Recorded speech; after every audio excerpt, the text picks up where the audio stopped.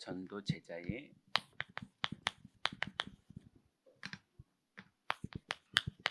절대 여정 시작. 자, 이 축복을 우리가 발견하면 너무 감사하고 행복해지는데요. 지금 우리가 이미 그 축복을 가고 있죠.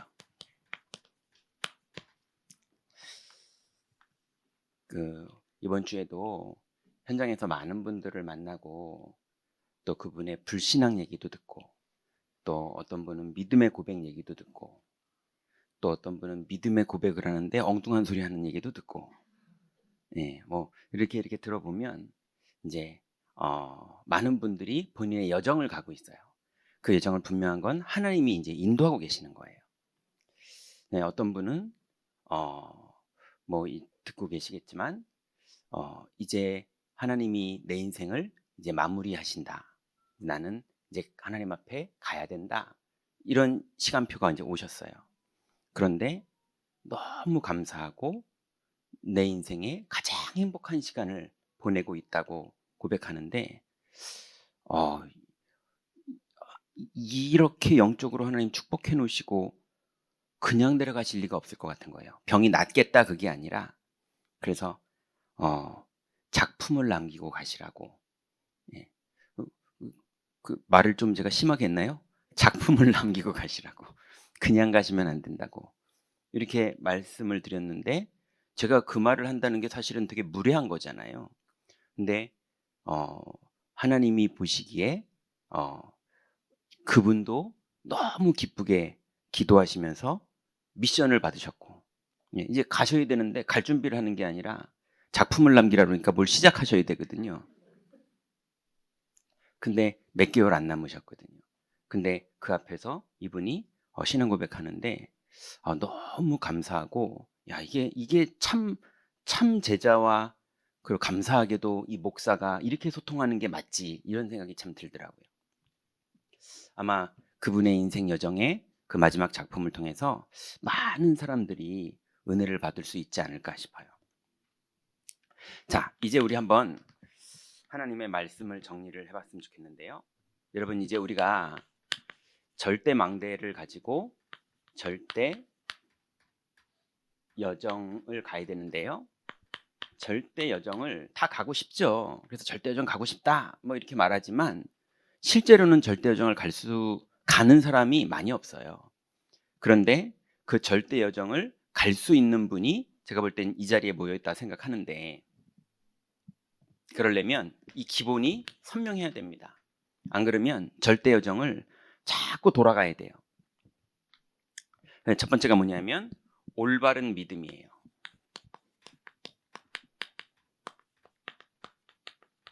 올바른 믿음을 가지고 있어야 돼요. 여러분, 올바른 믿음이라는 건 뭡니까? 하나님의 능력을 믿는 거예요.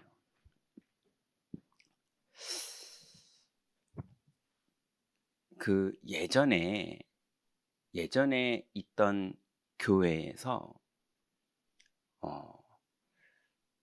남전도회 회장님이신 분이 이제 믿음 없는 남전도회 회원들을 교회에 데리고 오고 싶어서 토요일 날 저녁에 모아놓고 한 잔을 하셨어요.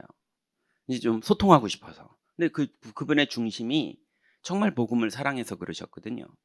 근데 이제 안 그래도 남편 술 먹는 거 꼴사나워 죽겠는데 이제 저 불신앙 믿음도 없는 남편을 남전도회 회장님이 가서 술까지 먹였네 이래가지고 이제 그거를 담임 목사님한테 이제 전화를 한 거예요. 근데 그 담임 목사님은 또 뭐라 그럴까요? 이제 그런 거 싫어하는 분이세요. 그러니까 제가 그때는 매주 주보를 작성했거든요. 전도사 때. 그 주보를 작성하는데 그분이 대표 기도하는 날짜가 이번 주인 거예요. 근데 이름 빼 그러시더라고요. 그래가지고 뭐 그럴 수 있죠. 근데 이게 교회가 작은 교회다 보니까 이게 한 2달에 한 번씩은 순서가 돌아와요. 근데 그래서 눈치 보여서 요번 주에 이분인데 어떡할까요? 그랬더니 한 1년 넘게를. 예. 근데 그때 제가 어린 전도사 때 무슨 생각이 들었냐면요.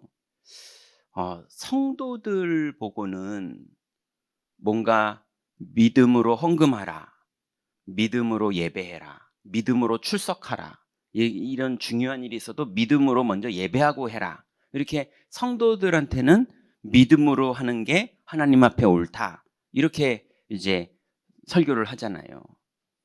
근데 교회가 뭐가 교회인지 그때 잘 모르겠는데 아무튼 교회가 뭔가를 결정할 때 보면 되게 믿음이 아니고 율법이고 아니면 교회의 유익을 위해서 사람을 이렇게 좀 내치고 뭐 이런 어떤 인간관계의 어떤 방법들을 쓰는 거지 이게 믿음의 고백인가? 이런 생각으로 볼 때 믿음의 고백보다는 되게 화나셔서 한 결정이고 뭐 이런 것 같다는 느낌이 그때 어릴 때 들었거든요. 여러분, 올바른 믿음은 뭐냐? 경건해가지고 담배도 안 먹고 술도 안 먹고 먹는 게 좋다 이 말을 하는 게 아니고요. 하나님의 능력을 믿는 겁니다. 행동이 아니라 믿음을 말하는 거예요. 올바른 믿음을 가진 것과 함께 올바른 생각을 가지고 있어야 돼요. 올바른 생각은 뭐냐면요. 사실을 보되 영적 사실 안에서 보는 거예요.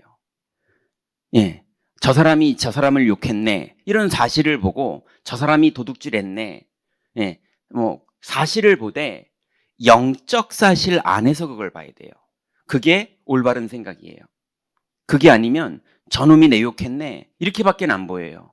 근데 다윗은 영적 사실 안에서 보니까 다윗을 막 종이 욕을 하니까 가만두어라. 내 아들도 저렇게 하는데 저 하나님의 음성이다. 이러면서 다윗은 오히려 갱신을 해요. 그래놓고 이스라엘의 어마어마한 왕의 응답을 받죠.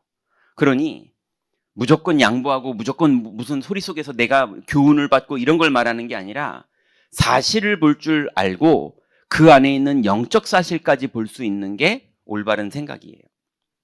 절대 여정을 가려면 그래야 돼요. 세 번째는요. 올바른 헌신은 뭐냐? 내가 교회를 위해서 헌금으로 헌신하고 봉사로 헌신하고 식당에서 헌신하고 여전도회 회장으로 헌신하고 주방봉사로 헌신하고 아니면 뭐 여러 가지 봉사하는 걸로 이렇게 총무로 서기로 뭐 많은 걸 헌신하죠. 근데 올바른 헌신은 뭐냐면요. 하나님의 계획을 따라 헌신하는 거예요. 그 일을 잘하는 게 아니라 하나님의 계획이 어디로 가는지를 보고 그 계획을 따라 헌신하는 거예요. 그러니 절대 여정을 가려면 기본적으로 하나님의 능력을 믿는 올바른 믿음과 사실을 볼 줄 아는 객관성도 가지고 있으되 영적 사실까지 볼 수 있는 믿음의 눈도 가지고 있어야 되고요. 그게 올바른 생각이고요. 그리고 열심히만 일하는 게 아니라 하나님의 시간표와 하나님의 흐름과 하나님의 계획을 보면서 내가 일하고 내가 기다릴 줄도 알고 내가 할 줄도 알고 이런 많은 것들을 할 줄 아는 그게 올바른 헌신이에요. 이게 절대 여정을 가려면 기본입니다. 그러면 절대 여정은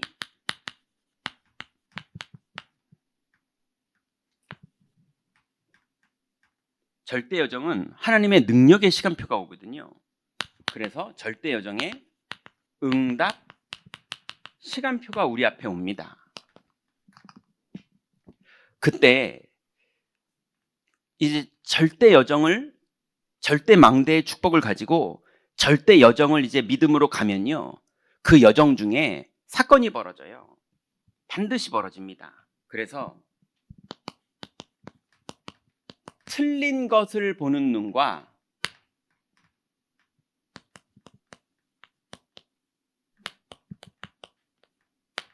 부정적인 건 다른 거예요.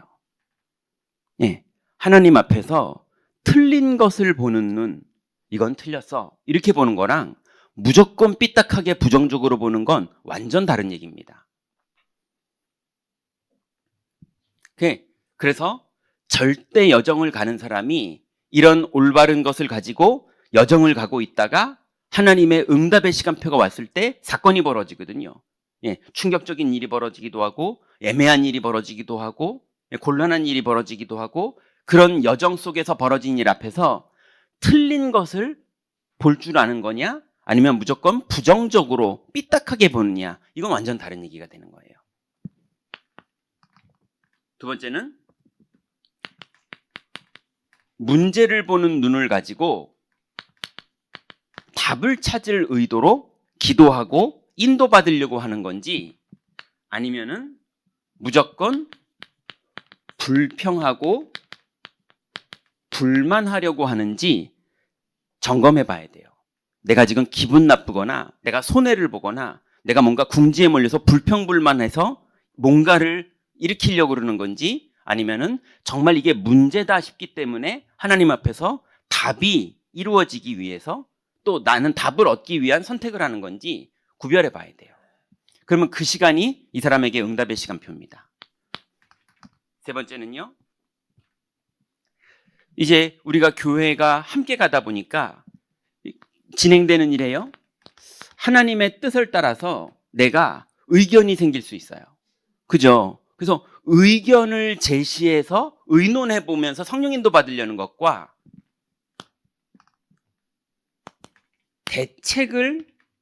대책이 없는 비난하는 건 완전히 다른 얘기예요.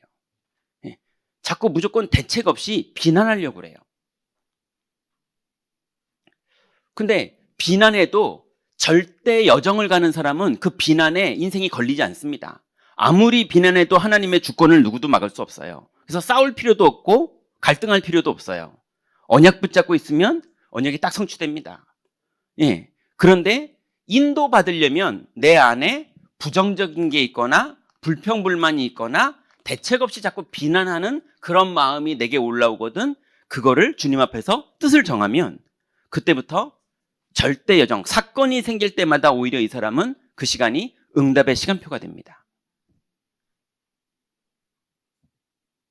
자, 이게 이제 전도 제자가 절대 여정을 갈 때 기본적인 자세예요. 자, 그러면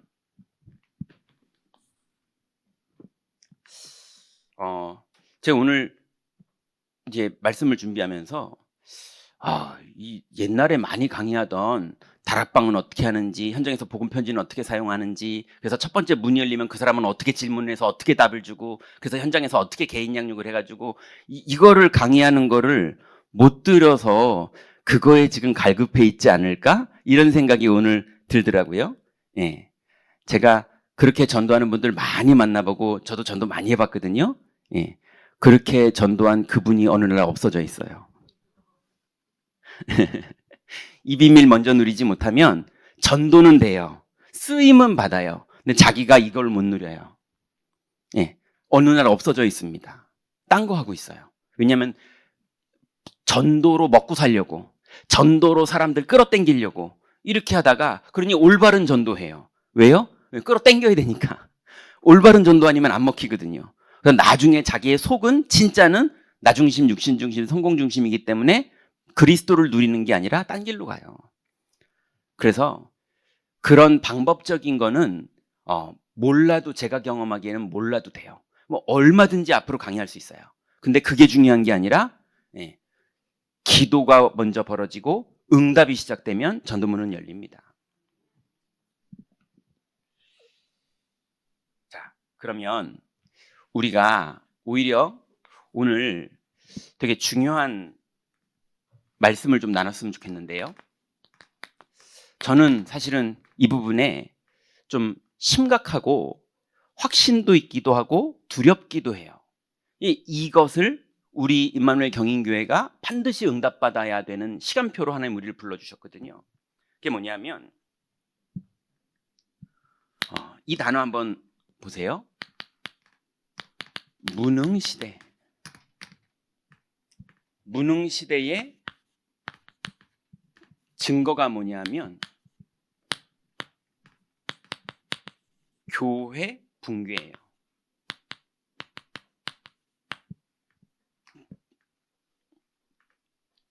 지금 전 세계에 복음 전하는 교회들이 점점점 무너지고 없어지고 있어요. 그리고 한국만 이단이 있어요. 한국에만 이단이 있고요. 제가 알기로는 유럽 교회도 이단이 없어요. 이단 개념이 없어요. 왜냐하면 법적으로 모든 종교는 자유거든요. 예, 모든 종교는 자유이기 때문에 그 사람들을 이단이라고 칭해서 구속하는 것 자체가 이게 안 맞아요. 그래서 제가 아무튼 몇 나라 못 가봤는데 없어요. 그리고 제가 아는 저랑 친한 그리고 되게 복음적인 목사님이 하나님 은혜로 그 나라의 교단으로 어떻게 하다 응답으로 들어가게 됐어요. 그래서 우리 단체를 공식적으로는 법적으로는 빠져나왔고 허락하셨어요. 유 목사님도 허락하셨고 제가 봐도 그게 맞아요. 그래가지고 그 나라 백인 교단에 들어갔어요. 근데 들어가는데 예배당도 주고 그 다음에 그 원래 교회가 가지고 있던 백인 교회의 재정도 다 주고 니들 보니까 정말 전도하는 교회고 후대들을 살리는 교회니 우리 교회가 100년이 넘은 교회고 이 교회가 그 뭡니까? 그 뭐죠? 그 나라 유산? 문화재인데 그래서 이게 허물어뜨리면 안 되는 거예요. 그래서 문화재가 허물어지지 않게 보존할 수 있는 교회가 아무리 봐도 니네 교회다. 그러니 이 교회의 재정도 다 준다. 그리고 법적으로도 우리나라의 교단법으로 모든 걸 보호해 준다. 이걸 다 줘버린 거예요. 근데 오히려 이 목사가요 겁이 나는 거예요. 그래서 얘기했대요. 제가 얘기하지 말라고 그랬거든요. 근데 끝내는 가서 얘기했어요. 뭐라고 얘기했냐? 한국에서 나는 이단이다. 왜냐면 나중에 돈 다 주고 교회 건물 다 주고 그 다음에 나중에 너 이단이네 이래가지고 다 돌려내 막 이러면은 돌려줄 수 있는 여유가 없거든요. 그러니 지금 아예 주지 마라. 나 겁난다. 한국에서 나 이단이다. 아니 우리는 그런 거 없다. 니네 교회 그 담임 목사님이 우리 교단에 되게 존경받는 분이다. 근데 그분이 니네한테 교회를 주라고 그랬다. 그분이 그렇다고 그러면 우리 교단에서는 그냥 오케이다. 아니 그렇게 말고 나중에 또 이렇게 법적으로 문제되면은 또 그럴 수 있잖아. 그러니까 나를 좀 알아보면 어떻겠어. 이러고서 대화를 한 거예요. 내가 그러지 말라고 왜 그러냐고 그랬는데 끝내는 그래가지고 그쪽에서요 심사하는 사람이 그래 뭐가 이단인데 한번 얘기 좀 해보라고. 뭐가 이단인데 우리는 예수는 그리스도라고 그러고 원죄 얘기, 창세기 3장 사건 얘기, 예수는 그리스도 얘기, 세계복음화 땅끝까지 증인 얘기 듣는데 너무 은혜가 된다 이래가지고요. 그래서 그 백인 교회를 다 줬잖아요. 그 백인 남은 분들이 교회를 주고 그 다음 주부터 갈 데가 없는 거예요. 그래가지고 갈 데가 없어서 우리 니네 교회 갈게 해. 근데 자기네 건물이거든요. 100년 넘은 건물이고. 그래서 이제 백인들도 들어오고 그렇게 응답받고 있거든요. 근데 지금 현장에 많은 교회들은요, 교회가 무너지고 있어요. 재정이 안 돌아가고, 노인들만 남아있고, 술집으로 바뀌어 있고요. 너무 많이 바뀌어 있고요. 그리고 이제 무슬림들이나 다른 종교가 이제 그 건물을, 왜냐면 이제 국가유산이기 때문에 건물을 무너뜨릴 수는 없거든요. 그러니까 다른 타 종교한테 넘겨주는 거예요. 이런 식으로 지금 교회에 능력이 안 나타나고 있어요. 그게 무능인 거예요. 근데 예수님은 사도행전 1장 8절에 권능을 얘기하셨거든요. 권능의 반대말이 무능인 거예요. 여러분, 교회가 성실한 걸로는 안 됩니다. 착한 걸로도 안 됩니다. 교회는 권능이 임해야 돼요. 그죠? 그게 교회의 능력이에요. 근데 무능 시대의 증거로 교회가 붕괴되고 있다니까요. 그 성도들의 성벽의 현장에 권능이 나타나야 돼요. 예, 병든 사람을 만나고 성격 이상한 사람들을 만나는 그 현장에서 피하는 게 아니라 거기에 권능이 나타나야 돼요. 예, 그 비밀을 누리는 게 이거거든요. 그래서 한번 볼까요? 출애굽기 3장 1절부터 8절에 보니까 이스라엘 백성들이 400년을 노예를 하고 있습니다. 이스라엘 백성들이 무능한 시대가 돼버리는 거예요. 400년이나.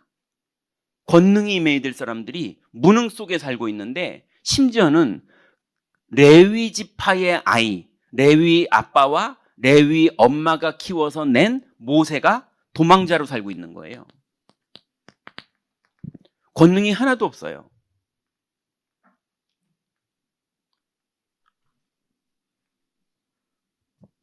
또요, 이사야 6장, 여긴 더 심합니다. 1절부터 12절에 보면요, 여러분 나중에 한번 성경 읽어보세요. 결론엔 여러분 잘 아는 13절이죠. 밤나무 상수리나무가 배임을 당할지라도, 그러잖아요. 근데 그 앞에 뭐라고 써 있나요? 10분의 1이 남았는데 그것까지 황폐하게 될 것이다. 이게 누가 이른다? 마귀가 그런다는 거예요? 아니요. 하나님이 그렇게 하겠다는 거예요. 하나님이 교회를 무너뜨리겠다는 거예요. 황폐하게. 너무너무 타락했기 때문에 싹을 다 잘라버린 다음에, 그 다음에 그루터기가 남은 것 같이 렘넌트가 남을 거라는 거예요. 그 정도로 하나님이 싹 다 지워버리겠다는 거예요. 아니, 하나님이 지금 이루고 있다니까요. 이게 무능시대예요. 황폐하게 될 것이다, 이렇게 말했어요. 그리고 여러분 잘 아시는 사도행전 1장 6절부터 7절, 6절부터 7절 기억나세요? 예수님께서 이성을 떠나지 말고 아버지 약속하신 것을 기다려라. 이게 4절 5절이잖아요. 그러면 8절에는 오직 성령이 너희에게 임하시면 요거잖아요. 그럼 6절 7절에 뭐라고 돼 있나요? 예수님이 그 얘기하는데 쓸데없는 소리 하고 있어요. 하나님 나라를 이루심이 이때이니까. 아직도 주의 우편에, 주의 좌편에 이 소리를 아직도 하고 있는 거예요. 예수님이 하도 말 같지 않아서요, 그건 너희 알 바 아니요, 이래버려요. 완전히 딴 소리를 하고 있는 거예요.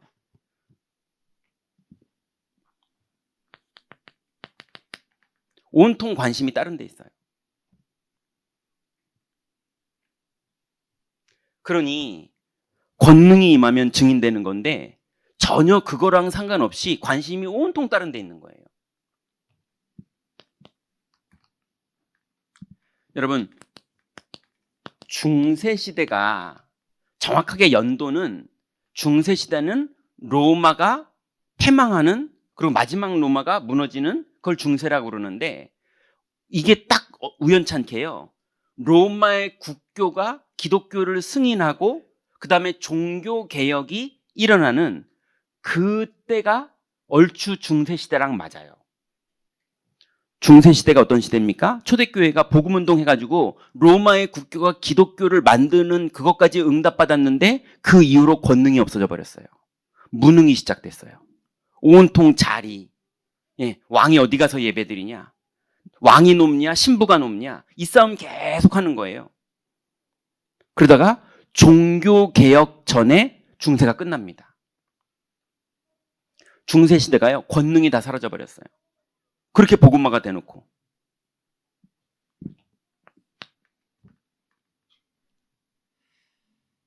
그래서 교회,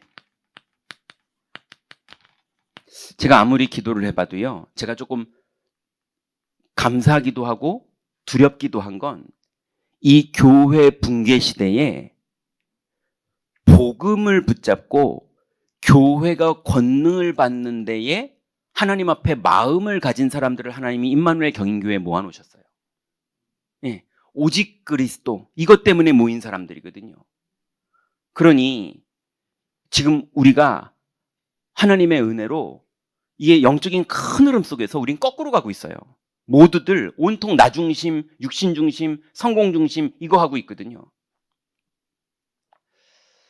그런데 우리는 오직 그리스도, 오직 하나님 나라, 오직 성령 이거 하는 쪽으로 가고 있단 말이에요.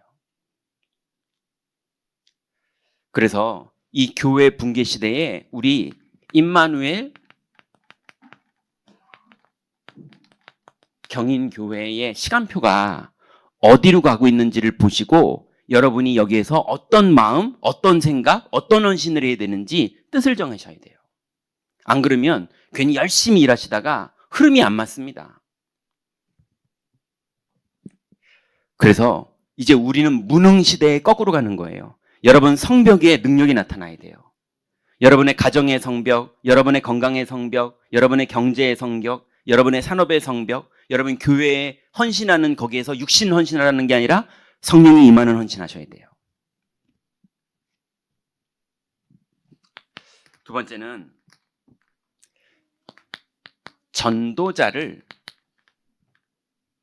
전도자도 맞고요. 전도 제자도 맞아요. 전도 제자를 예정하신 하나님. 하나님은 이제 이 교회 무능 시대에 권능받고 증인될 전도 제자를 이미 창세전에 예정하셨고 그 예정하신 제자를 통해서 하나님의 일을 이루실 거예요. 그래서 시작도 하나님이 하실 거예요. 바울을 부른 시작을 누가 하셨나요? 하나님이 하셨어요. 요셉을 부르고 모세를 부른 시작을 누가 하셨나요? 하나님이 하셨어요. 그리고 그 일의 마무리도 누가 하시나요? 하나님이 하세요. 그래서 여러분 이 말 잘 기억하셔야 됩니다. 여기 계신 분들이 흩어져서 구역에서 전도회에서 장로회에서 권사회에서 안수집사회에서 교역자회에서 여러분이 각자 있는 주일학교와 모든 것 속에서 우리의 시작을 하나님이 하셨고 우리의 마지막을 하나님이 하실 거라는 이 하나님의 절대 여정의 기본을 우리 성도들에게 심어야 돼요. 이해되십니까? 우리 교회는 우리 교회 좋은 교회, 건물이 좋은 교회, 막 이렇게 재정을 잘 집행해가지고 막 주일학교가 행복한 교회, 목사님도 친절하고 사랑도 많고 모든 사람들을 위해서 눈물로 기도해주고 이런 교회 이거 가지고는 안 돼요. 그러면 더 훌륭한 분들이 하셔야 돼요. 그래도 안 됩니다. 오직 성령이 임해야 돼요. 그 비밀이 있는 교회여야 돼요.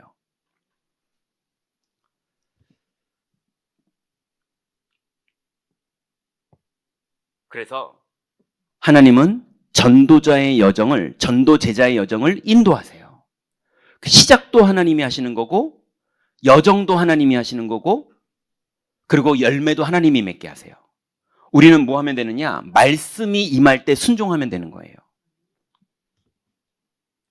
이 비밀을 교역자들이 누려야 돼요. 이 비밀을 중직자들이 누려야 돼요. 그리고 최종은 이 비밀을 렘넌트들이 누려야 돼요. 그죠? 그래서 우리 임마누엘 경인교회의 렘넌트들은요, 영적으로 자부심 있는 애들로 키워야 돼요. 애들로 키우면 안 돼요. 어른처럼 키워야 돼요. 예, 인격적으로 존중해야 되고 그 아이들이 자기 인생을 책임져야 돼요. 하나님 앞에서. 자기 인생을. 그래서 어른답게 완전히 자부심 가지고 커야 돼요.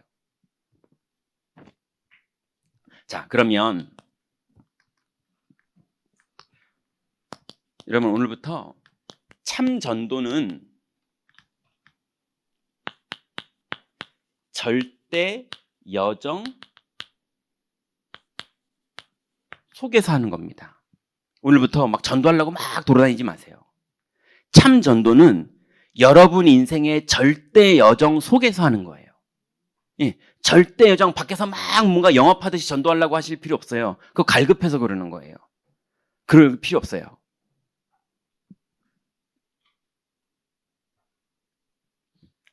오히려 사도행전 1장 1절부터 8절에 예수님께서 이미 모든 약속을 미리 다 주셨어요. 예, 오직 그리스도, 오직 하나님 나라, 오직 성령이라는 비밀을 다 줬기 때문에 더 받을 것도 없어요. 이거 누리면서 여정을 가는데 하나님이 제자를 딱 붙일 겁니다.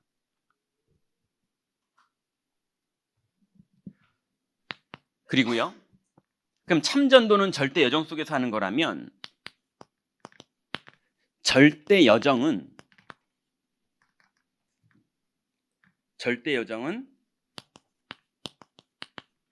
성삼위 하나님 안에서 가는 겁니다.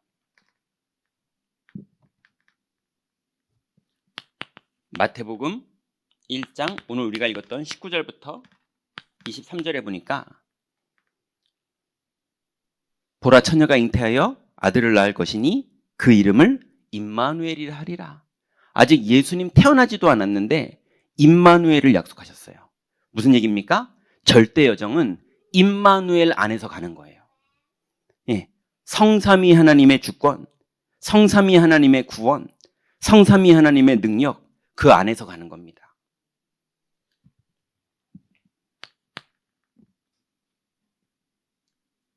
그리고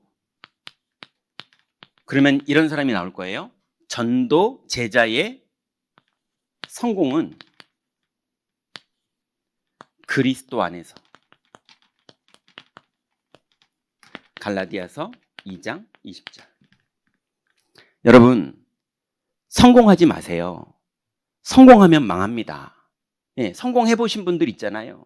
우리나라 역대 대통령들 다 성공해가지고요, 행복한 밤입니다 그러시더니 나중에는 부엉이 바위에서 뛰어내리시더라고요. 예, 아니 너무 안타까워요.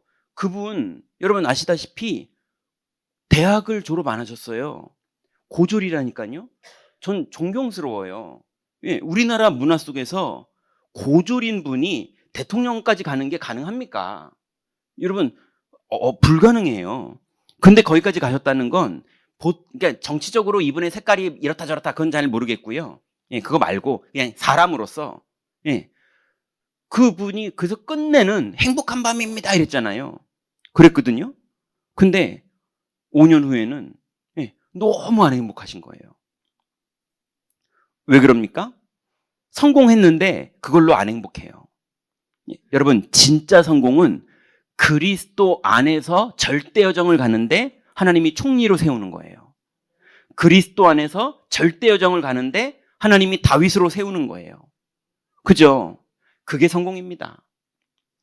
아니, 제가 이번 주에 만난 분은요, 그리스도 예수 안에서 하나님이 준 절대 여정을 가는데 하나님이 이제는 그만 살고 가자. 언제 가실지 한 10년 있다 가실지 모르죠, 뭐 아직은.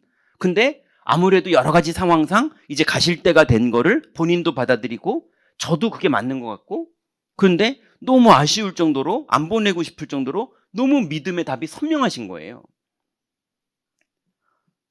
스데반은 성공이 뭡니까? 안 가! 아파! 이게 실패예요, 오히려. 한 번만 봐줘. 내 말 실수했어. 나 그냥 살려만 줘. 이러면요, 살겠죠. 그죠? 근데 믿음의 선택을 하고 간 게 성공한 거예요. 맞잖아요. 그거는 죽는다 산다의 얘기가 아니라 하나님 앞에서 어떻게 사는 게 성공하는 거냐고요. 바울은 내가 그리스도와 함께 십자가에 못 박혔나니 그런즉 이제는 내가 사는 것이 아니요 내 안에 그리스도께서 사시는 거라. 이거를요 매일 살았어요.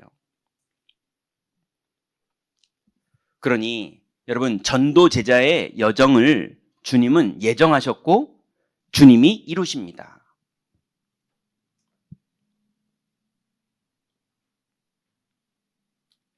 그래서 저도 오늘 메시지 준비하면서 제 인생을 살면서 이제 제가 잘 못할 것 같긴 해요. 불신앙 말 먼저 할게요. 막 밑밥 깔아놓고 예, 정말 김종윤이 살았는데 하나님의 영광에 나타나는 인생을 살았는지 지 영광에 나타나는 인생을 살았는지 예, 난 어떻게 사는 게 그런 인생을 살 수 있을까? 내가 진짜 그런 인생을 살고 있나? 이런 게 좀 고민되더라고요. 예, 진짜 내가 그렇게 욕심 없게 살 수 있을까? 하나님 영광 위해서라면 어떤 선택이든 할 수 있는 그런 걸 할 수 있을까? 솔직히 조금 마음에 내가 그렇게 살고 싶다 이런 마음과 함께 그렇게 살고 있을까? 살 수 있을까? 이런 마음 두 가지가 조금 갈등이 생기더라고요. 분명히 하나님은 여정을 인도하시겠죠. 혹시 제가 딴짓하는 거 보이거든? 한 대 때려주세요. 정신 차리게. 어쨌거나 우리 임마누엘 경인교회가 어떤 교회 되느냐? 이런 절대 하나님이 주신 여정을 가는 믿음의 사람들이 있는 교회. 그래서 그 비밀을 보고 배운 렘넌트들이 자라나는 교회. 그래서 내가 없어지고 그리스도만 나타나는 인생을 살게 된 거라면 그건 대성공입니다.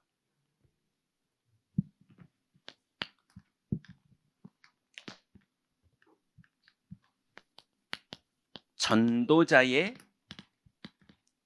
이렇게 하지 말고요. 절대 여정은 하나님의 능력 안에서 시작되는 거예요. 여러분,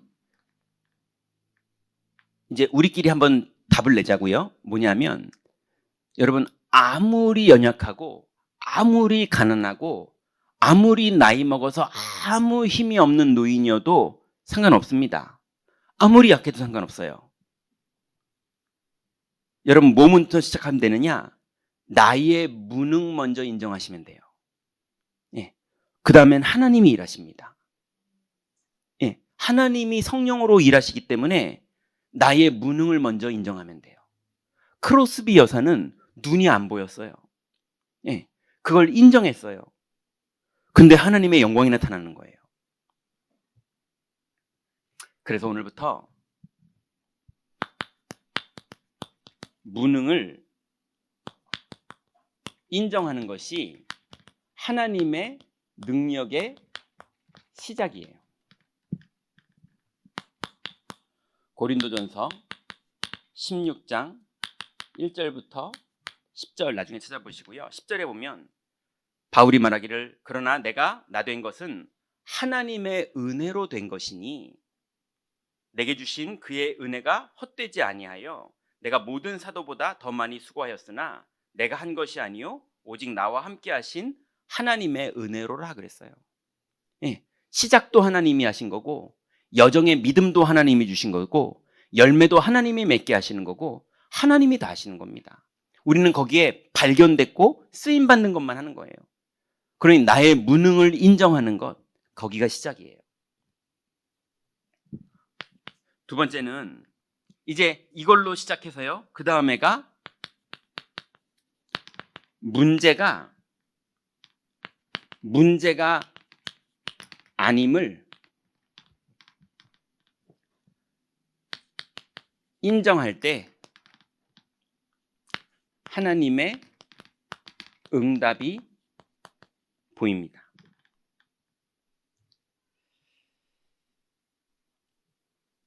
우리에게 끊임없이 문제가 온 것처럼 보이지만 문제가 아니라 하나님의 축복된 계획이에요. 한번 증거를 대볼게요. 출애굽기 3장 아까 앞에서 말한 거죠. 1절부터 8절에 보니까 이스라엘은 400년 동안 노예가 됐고 모세는 도망자가 된 거예요. 근데 하나님이 모세에게 준 메시지는 뭐였죠? 여러분 잘 아시는 18절에 보니까 피제사를 드리려고 한다고 나가겠다고 그래라. 하나님이 피제사에 대한 약속을 모세에게 명령하세요.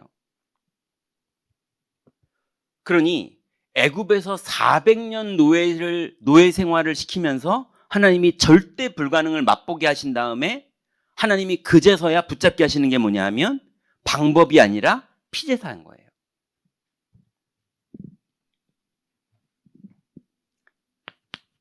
두 번째는요. 똑같죠. 이사야 6장 1절부터 12절에 보니까 하나님이 바벨론을 통해서 이스라엘을 10분의 1 남은 것까지도 다 황폐하게 만들 것이라 그랬거든요. 그런데 우리가 잘 아는 것처럼 13절에는 뭐라고 말합니까? 밤나무 상수리가 배임을 받을지라도 그루터기가 살아있는 것처럼 그 남은 자를 통해서 하나님이 이 땅에 그루터기를 세워서 일하시겠다는 거예요. 그러니 13절의 언약을 하나님이 정확하게 주십니다. 세 번째는요, 사도행전 1장 아까 6절부터 7절이었죠. 근데 예수님이 그 다음에 8절을 주시는 거예요. 오직 성령이 너에게 임하시면. 그러니 결국은 여러분 생각해 보세요. 노예, 그 다음에 포로, 그 다음에 속국. 이게 뭡니까? 당연히 와야 될 고통이에요. 지금 현장에는 당연히 와야 될 고통을 받고 있는 사람이 꽉 찼어요. 심지어는 우리도 당연히 받아야 될 고통을 받고 있는 거라면 받아들이시면 돼요. 그건 당연히 받는 거예요. 근데 그 다음에 하나님이 주신 게 뭡니까? 피제사, 그 다음에 렘넌트, 그 다음에 성령. 이건 뭡니까? 필연적으로 하나님이 주시는 선물이에요. 그죠? 당연한 거를 인정하고 필연적인 거를 붙잡으면 그때 마지막으로 땅끝까지 증인되는 절대적인 하나님의 계획이 이루어져요. 자, 이제 마지막으로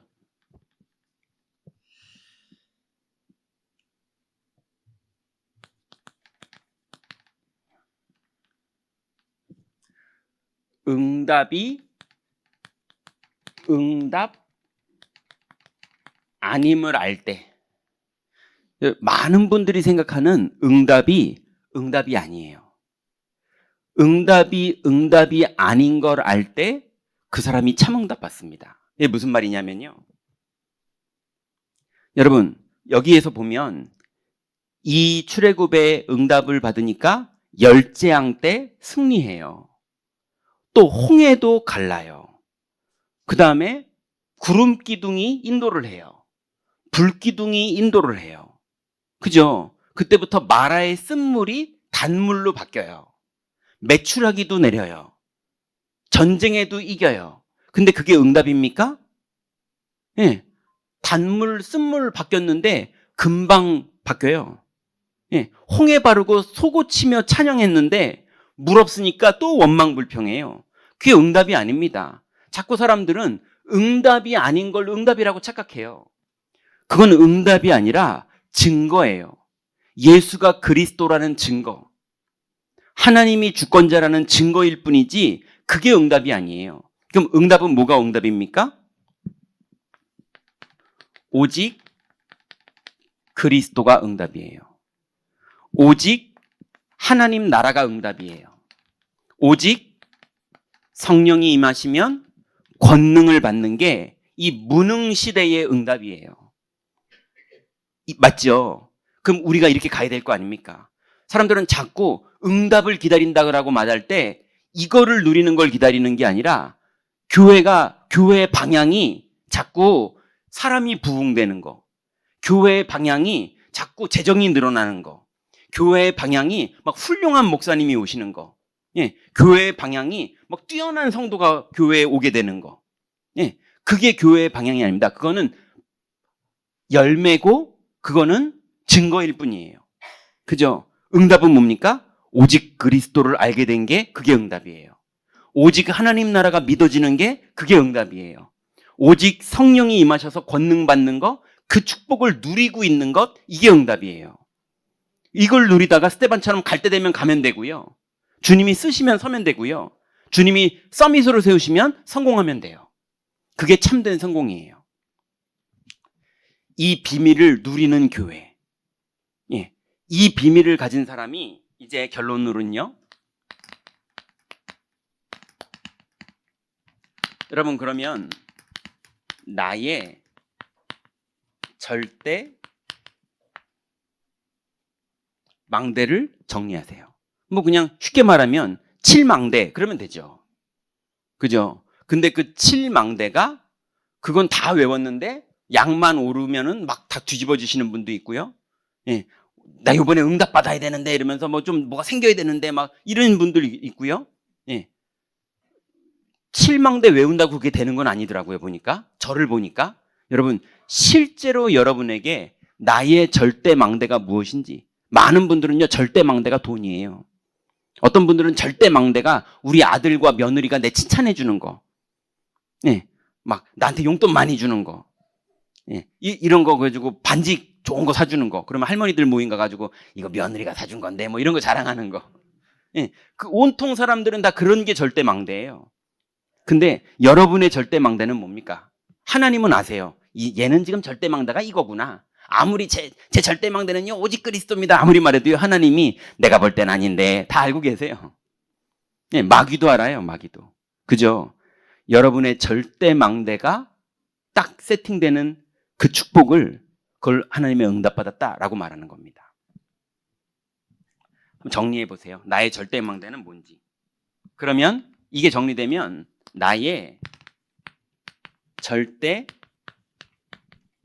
여정이 뭔지를 알게 됩니다. 아, 내가 여전도의 회장으로서 내 절대 여정, 내가 장로의 회장으로서 내 절대 여정, 내가 사장으로서 내 여정, 나는 종업원으로서 내 여정, 나는 그냥 아무것도 안 하는 사람으로서 내 여정. 모든 사람이 숨쉬고 있다면 하나님의 절대 제자들은 하나님의 계획이 있고 하나님의 시간표가 있어요.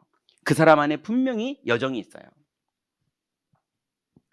나의 절대 여정을 점검해 보면 됩니다. 세 번째는요, 마지막으로 그 축복을 누린다면 나의 성벽이 어딘지 점검해 보세요. 나의 성벽은 어딘가? 예. 그래서 나의 절대 망대를 가지고 있는 사람이 나의 절대 여정을 가면서 나의 성벽이 어딘지를 알고 그 현장으로 나가면 반드시 현장 안에서 현장 보는 눈이 열립니다. 이 비밀이 없어서 방황하는 사람이 보이고요. 오늘 그 중에 이 사람을 하나님이 오늘 만남의 축복으로 주셨구나. 전도가 됐냐 안 됐냐는 건 하나님께 속한 거고요. 나는 증인으로만 되면 되는 거예요. 그래서 정말 내 평생에 하나님이 준 응답이 뭔지, 그리고 응답의 증거는 뭔지.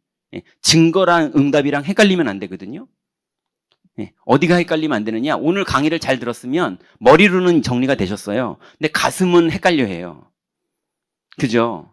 여러분, 정말로 하나님 주신 응답을 누리고 평생을 증인 되시는 그 하나님 자녀의 축복 속으로 다 들어가시기 바랍니다.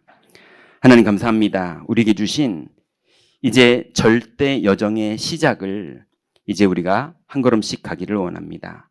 우리의 생각과 마음이 복음화되게 하시고 하나님 우리의 여정 속에 믿음의 선택을 할 때마다 하나님 나라가 이루어지는 열매 맺는 증인 될 수 있도록 우리 모든 전도 제자들을 축복하여 주옵소서. 예수 그리스도의 이름으로 기도드렸습니다. 아멘.